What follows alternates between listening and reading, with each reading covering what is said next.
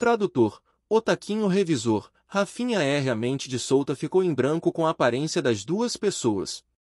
Ele não conseguia entender por que eles apareceriam neste lugar e neste momento. A aparência dessas pessoas. Os mandamentos da vontade de Deus. Uma das 3 organizações que assustaram o mundo inteiro. De volta ao jogo, os mandamentos da vontade de Deus estrearam na 3ª versão do jogo junto com as outras 2 organizações do mal. Foi na época em que o país mecânico travou uma guerra em seus países vizinhos. No passado, ele se chocou muitas vezes com os mandamentos da vontade de Deus e os 7 pecados capitais. Ele estava familiarizado com seus poderes e sabia que mesmo em seu auge, ele não seria capaz de matar um dos mandamentos. Ele só conseguiu subjugar o mandamento da paciência com a ajuda de outros comandantes do país mecânico. 3 comandantes do país mecânico foram necessários para subjugar um único mandamento. É por isso que os mandamentos são aterrorizantes. Souta observou as 2 pessoas. Ele se lembrou de seu rosto e de seus poderes. Um homem e uma mulher. O homem era Julius Reinhard, o mandamento de amor da vontade de Deus. Ele era um homem com longos cabelos loiros e parte de sua franja cobria seu olho esquerdo. Suas pupilas vermelhas brilhavam com força e havia uma tatuagem de uma seta vermelha em seu olho esquerdo apontando para baixo. Abaixo dessa seta estava a palavra amor escrita em forma cursiva. Ele era um humano com poder rivalizando com o de um deus. Ele não tinha nenhum poder especial, mas seus feitiços estavam todos acima de Tier 3. Era o suficiente para eliminar toda a floresta desolada. A mulher era Carmila Ribentatores, o mandamento da verdade da vontade de Deus. Ela era uma mulher bonita com longos cabelos negros que estavam presos em um rabo de cavalo na parte de trás da cabeça. Seus olhos também eram vermelhos, mas os dela eram mais escuros do que Júlio. Sua pele estava pálida, parecendo que não tinha sangue fluindo em seu corpo. Ela era uma alta vampira que tinha o poder de controlar seu sangue e o usava como arma. A única coisa que as pessoas precisam cuidar sobre ela é seu poder regenerativo. Além disso, ela era extremamente versátil em termos de combate. Ela poderia lutar em longo alcance, médio alcance e curta distância. Souta era mais cauteloso com ela do que Julius. Mas a questão era por que eles estão aqui. Qual era o objetivo deles nesta floresta? É Cluster? Não. Se for esse o caso, então eles não se incomodariam em vir aqui nesta área e irão diretamente para a posição da Cluster. Além disso, as pessoas de antes não tinham nenhuma conexão com a vontade de Deus. As pessoas que estavam atrás do Cluster eram apenas uma pequena organização, não um grupo colossal como a vontade de Deus. Ele conhecia Carmila. Já que ela era o mandamento da verdade, o que estava saindo de sua boca sempre era a verdade. Ela não contaria uma mentira. Então, ele deveria perguntar a ela ou não? Não, há uma chance de que isso a desagradasse e o matasse instantaneamente. Souta olhou para Brian e disse, Brian, não se mova, aconteça o que acontecer. Por quê? Brian perguntou porque ele não conseguia entender o que estava acontecendo. Ele não tinha ideia de quem eram essas 2 pessoas. Apenas faça. Não me pergunte, explicarei tudo mais tarde. Souta disse com uma expressão séria. Ok. Brian acenou com a cabeça ensanguentada. Seu rosto estava cheio de sangue. Souta não tinha ideia de como ele poderia se mover nessas condições. Fred ouviu Souta em silêncio. Já que Souta achava que as pessoas que apareciam eram perigosas, deve ser assim. O macaco rastejador da terra olhou para as 2 pessoas. Seu instinto dizia para fugir o mais rápido possível. Essas 2 pessoas não eram as presas. Em vez disso, eles eram os caçadores. Vince e Gredi, os líderes cavaleiros, lentamente voltaram para seus jovens mestres enquanto olhavam para as 2 pessoas com uma carranca em seus rostos. Gredi, Vince, por que você parou? Os 2 jovens mestres perguntaram a seus cavaleiros. Eles também não tinham ideia da atmosfera estranha desde que as 2 pessoas apareceram. Por que você está olhando para nós? Júlio perguntou a eles enquanto inclinava a cabeça em confusão. Eu disse para ignorá-los. precisamos cumprir nosso objetivo. Carmila disse a Julius com uma voz irritada. Vamos. Ela acrescentou antes de caminhar em direção ao local da árvore da cereja da luz mística. Suas ações desagradaram ao macaco. O macaco rastreador da terra rugiu com raiva e correu em direção a Carmila.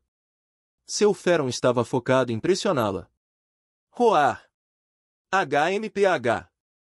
Carmila bufou e acenou com o braço esguio na direção do macaco. Sou vós!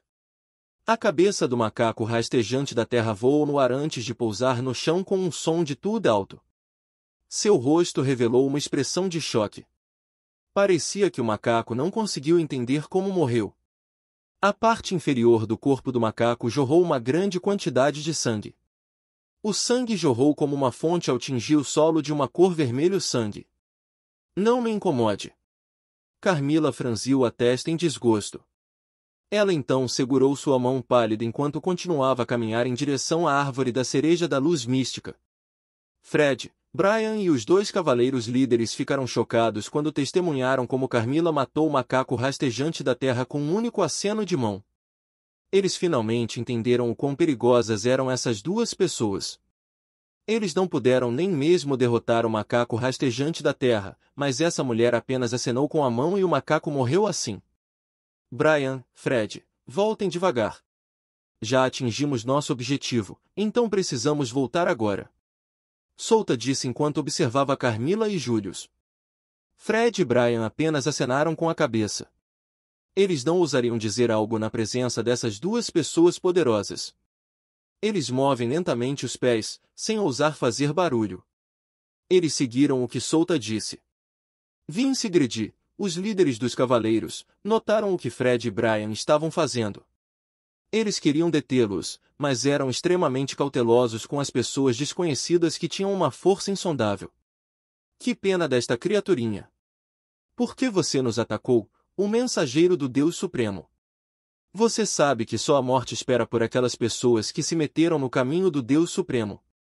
Júlio disse com uma expressão lamentável enquanto juntava as palmas das mãos e olhava para o céu. Carmila e Július pararam de se mover ao mesmo tempo. Ambos olharam para o céu. Parece que temos um convidado vindo aqui. Que maravilha! Vocês aqui têm sorte de testemunhar como tiramos o corpo de um deus. Július disse a todos com um sorriso no rosto. Solta franziu a testa ao ouvir as palavras de Júlio. Corpo de um deus? Parece que esse era o objetivo deles aqui na floresta desolada. E pensar que tal segredo estava deitado aqui nesta floresta. Ele também entendeu o que a primeira parte significa. Parece que as pessoas estavam vindo aqui para detê-los. Não, a informação não era suficiente para concluir que as pessoas estavam vindo aqui para impedir os mandamentos. Ele só sabia que alguém estava vindo para cá. Fred e Brian acenaram com a cabeça em compreensão. Julius, você lida com eles. Eu pegarei o corpo do Deus. Carmila disse antes de se virar e caminhar em direção à árvore da cereja da luz mística. Ok, eu sei o que devo fazer. Tudo isso é pelo amor de nosso Deus Supremo, o Criador de todas as coisas. Julius disse com expressão apaixonada. De repente, um som estrondoso ecoou no céu. Uma sombra caiu do céu e se espatifou no chão. Ele foi seguido por mais 3 figuras. Bum! Bum! Bum! Bum! Solta, Fred, Brian e os 2 líderes cavaleiros ficaram assustados. Eles levantaram a mão para cobrir os olhos da rajada de vento. Sou vós! O vento soprou forte e afastou a fumaça e a poeira. Solta e os outros viram um homem de cabelos loiros penteados para cima. Suas pupilas laranja brilhavam de raiva incontrolável. Foi você quem matou meu filho? Ele perguntou com raiva clara em sua voz. Ele nem se incomodou em esconder sua aura dominadora. Bum! Sua aura fez a terra tremer. A terra tremia como se tivesse medo do homem. Ele era o chefe da família Rogen, Jusvin de Rogen. Um poderoso nobre vindo do país Melosa. Atrás dele estavam 2 homens de meia idade e um homem de 20 e poucos anos. Eles eram o diretor da cidade do desfiladeiro Seco e seu assistente e melhor amigo. Eles vieram aqui para investigar por que muitos nobres morreram neste lugar. Seu filho? Não sei sobre isso, mas há uma chance de que ele já esteja no reino de nosso Senhor. Tenho certeza que ele está feliz lá com a presença de nosso Deus. Július disse enquanto colocava um dedo nos lábios. Reino do Senhor? O que é isso? Diga-me ou então eu mato você. Justin disse em um tom irritado. Isso significa que ele está morto. Nosso Deus já o levou porque ele é um filho tão bom. Então, você quer encontrar nosso Deus em seu reino? Júlio disse enquanto olhava para o céu e abria os braços amplamente.